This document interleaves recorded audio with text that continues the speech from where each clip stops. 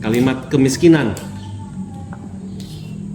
kalau memang mutlak, maka di bagian mana Mei bisa tunjukkan? Yang pertama itu masyarakat harus tahu bantuan-bantuan dan program. Nah, jadi dia harus masuk di data DTKS. Itu kuncinya. Dia memang miskin kenapa kalau tidak masuk data DTKS itu tidak akan dapat bantuan dari pusat itu. Tidak. Dia memang sudah terkonek.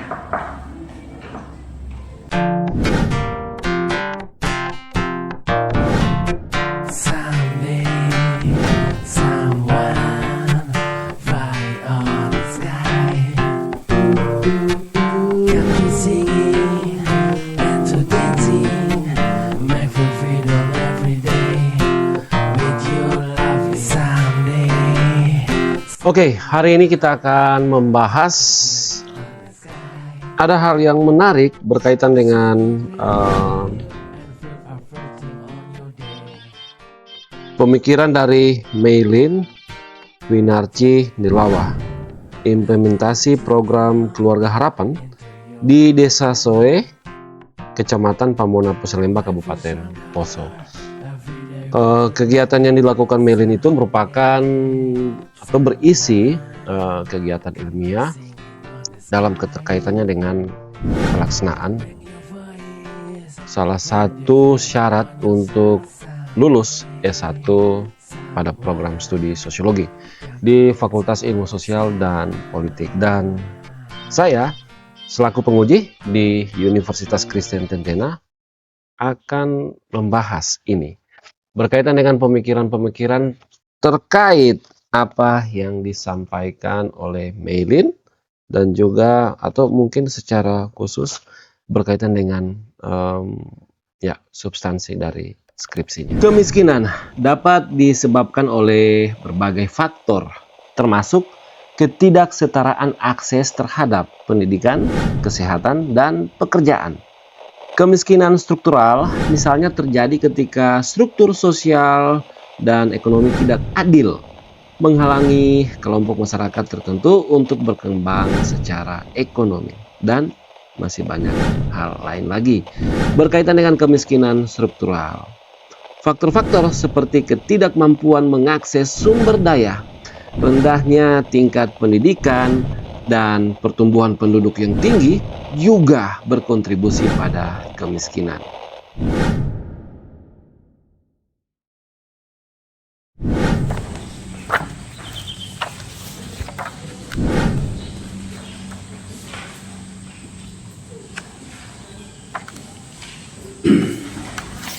Baik, saudara Meilin, Anda sudah lihat? Siap, betul? Saya mengawali dengan satu pertanyaan, bagaimana orang miskin itu bisa bertahan? Dan ini pengalaman saya melihat orang miskin itu bertahan karena mengandalkan pekerjaan dari sektor informal. Dan dari sini, orang miskin memperoleh pendapatan dengan upah yang rendah. Kemudian, upah itu mereka gunakan untuk kehidupan sehari-hari. Dan mereka mengorbankan dua hal yang paling penting dalam kehidupan manusia, atau setidaknya dua bagian ini menjadi standar dari tingkat kesejahteraan, menyangkut ukuran kesejahteraan seseorang, entah itu kesejahteraan sosial ataupun menyangkut kesejahteraan ekonomi, yaitu menyangkut pendidikan. Mereka mengorbankan pendidikan dan juga mengorbankan kesehatan. Dan di sisi lain, orang miskin bisa bertahan karena adanya bantuan-bantuan komunitas yang dibagi menjadi dua bagian. Yang pertama, bantuan-bantuan komunitas yang dimaksudkan di sini yaitu satu pola hubungan atau kemudian kita kenal dengan modal sosial yang ada di kalangan atau kelompok orang miskin. Dan yang kedua, berasal dari di luar kelompok-kelompok orang miskin itu. Misalnya melalui bantuan-bantuan kemanusiaan atau aksi-aksi penggalangan dana, program-program yang bersifat karitas, atau menyangkut program dan kegiatan pemberdayaan. Berkaitan dengan ciri-ciri kemiskinan, kita bisa tahu itu, misalnya kemiskinan itu dipahami karena ukurannya atau parameternya dari berkaitan dengan pendapatan yang rendah. Berkaitan dengan kesulitan-kesulitan dalam memenuhi kebutuhan dasar seperti makanan, pakaian, dan tempat tinggal. Dan yang kedua, ciri-ciri kemiskinan yang kedua menyangkut akses yang sangat terbatas ke pendidikan dan kesehatan. Rendahnya tingkat pendidikan dan kesehatan yang mempengaruhi kualitas hidup. Dan yang kemudian, kita bicara soal yang ketiga, keterbatasan aset. Orang miskin kita bisa tahu berapa besar atau seberapa kuat orang miskin memiliki aset-aset yang produktif. Jadi ini sangat kurang, sangat minim. Mereka tidak memiliki aset produktif seperti tanah atau mungkin modal untuk memulai usaha. Bantuan sosial. Salah satu bantuan sosial yaitu program keluarga harapan atau yang disingkat dengan PKH. Rumusan masalah di sini bagaimana implementasi program keluarga harapan di Desa Soe, Kecamatan Pamona Utara, Kabupaten Poso. Tujuan penelitian untuk mengetahui implementasi program keluarga harapan di Desa Soe, Kecamatan Pamona, Pusulembah, Kabupaten Poso. Manfaat penelitian ini diharapkan dapat memperkaya pengetahuan teori untuk pembacanya. Setidaknya ada 3 pendekatan yang bisa kita pakai untuk menuntaskan kemiskinan. Yang pertama itu kita bisa meningkatkan akses pendidikan dan pelatihan. Misalnya memberikan pendidikan dan pelatihan keterampilan untuk meningkatkan kemampuan kerja. Dan yang kedua, kita bisa juga melakukan atau memilih kegiatan-kegiatan yang arahnya berkaitan dengan pemberdayaan ekonomi. Misalnya mendukung usaha kecil dan menengah serta memberikan akses keuangan yang lebih baik. Dan yang terakhir, reformasi kebijakan sosial. Di sini maksudnya kita mencoba untuk mengubah struktur sosial dan ekonomi untuk lebih adil dan menjadi inklusif. Kapan kemiskinan itu ada? Pertanyaan selanjutnya. Jadi kemiskinan itu telah ada sejak awal peradaban manusia. Maksudnya begini. Jadi kemiskinan itu ada ketika kita sudah masuk di era industri atau periode industri. Dan di periode ini terjadi pada abad ke-19 ketika ketimpangan ekonomi menjadi lebih mencolok. Kami silakan Pak. Ya, terima kasih. Mei.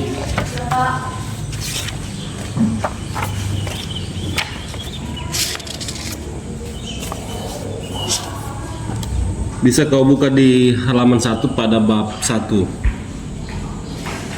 Nah, ini kan bicara soal implementasi bantuan program keluarga harapan, kan? Oke.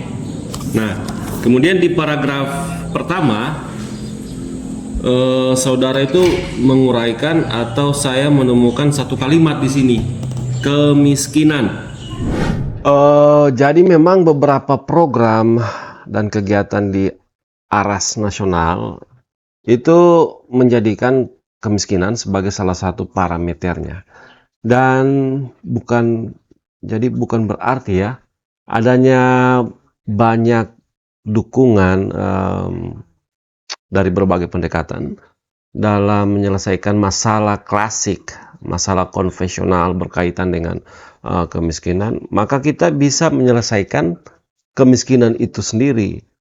Karena kalau kita bicara soal kemiskinan, ini masalah yang konvensional yang memang dari masa ke masa kita alami itu. Tapi tidak bisa dipungkiri memang kemiskinan menjadi salah satu parameter dari banyak program dan kegiatan di ARAS nasional. Artinya, paragraf pertama pada uraian ini sudah jelas menempatkan fondasinya.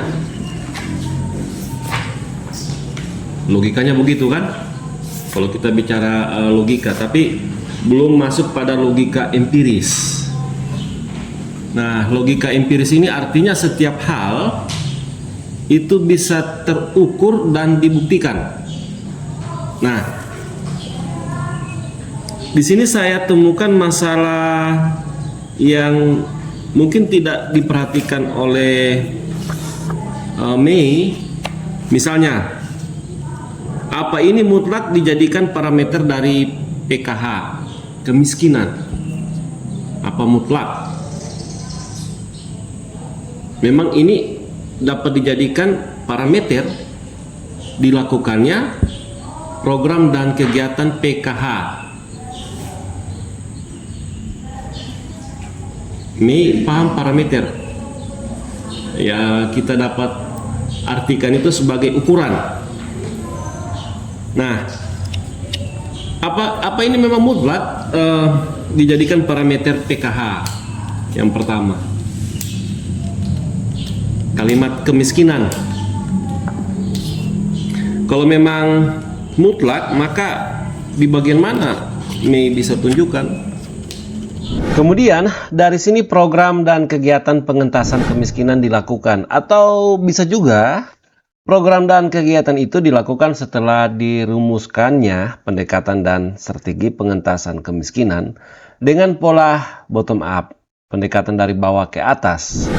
Tujuannya ya untuk mengatur agar setiap kebijakan itu benar-benar pas dengan karakter sosial di daerah.